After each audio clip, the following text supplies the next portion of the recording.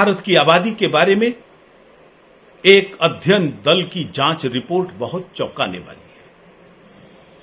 उस रिपोर्ट में कहा गया है कि भारत में मुसलमानों की आबादी 43.15% बढ़ी है। इस प्रतिशत के अंदर बांग्लादेश और रोहिंग्या घुसपैठिए शामिल नहीं है। इसमें मुस्लिम समाज का वह वर्ग भी शामिल नहीं है जो अपने आप को जनगणना जैसी गतिविधियों से दूर रखता है। इन सबको अगर मिला दिया जाए तो यह वृद्धि पूरे देश के लिए चिंताजनक है और यह और भी ज्यादा चिंता बढ़ा देती है जब हम यह देखते हैं कि हिंदुओं की आबादी घट रही है। हिंदुओं की आबादी 8% बढ़ी और मुस्लिम समाज की आबादी 44% से ज्यादा बढ़ी। दोनों में यदि तुलना करते हैं तो परिस्थिति की गंभीरता ध्यान में आती है। मुस्लिम समाज की बढ़ती हुई संख्या उनमें आक्रामकता निर्माण कर रही है।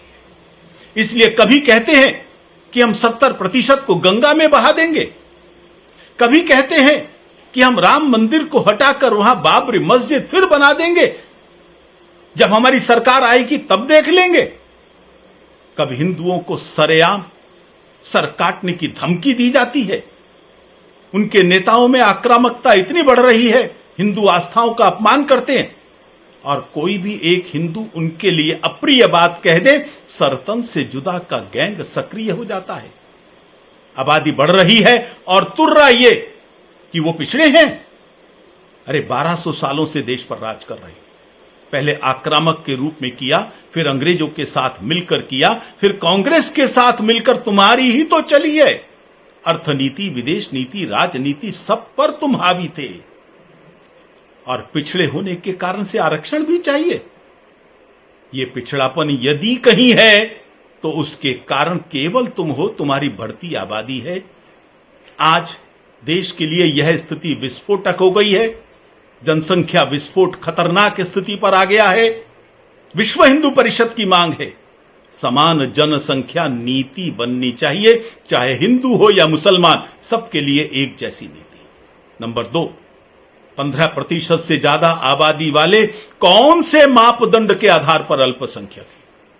इनसे अल्पसंख्यक दर्जा छीन लेना चाहिए। नंबर 3, बार बार धर्म के आधार पर आरक्षण की बात की जाती है। असंवैधानिक मांग है। ओबीसी, शेड्यूल कास्ट, इनका हक छीनकर इनको देना चाहते हो जो आबादी बढ़ा रहे हैं एक जिहाद के कारण से। इस मांग को करने वाले, इस घोषणा को करने वाले संविधान के विरोध में काम कर रहे हैं। चुनाव आयोग को इस मांग करने वालों को या ये घोषणा करने वालों को संज्ञान में लेकर इन पर कार्यवाही करनी चाहिए।